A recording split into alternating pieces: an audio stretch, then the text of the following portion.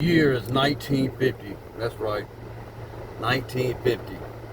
A man named Frank McNamara forgets his wallet while dining out in New York. The embarrassment sparks an idea.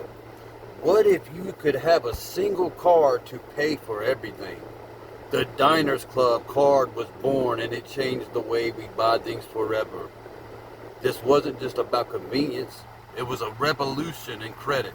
It showed us that trust and a promise to pay could be more valuable than physical cash. The lesson for today: credit is a tool. You can use it to build your financial future by making on time payments and leveraging it wisely, or you can let it control you. The choice is yours. What's one good habit you have with your credit cards? Share it below to inspire the community. Thank you for watching. Boom.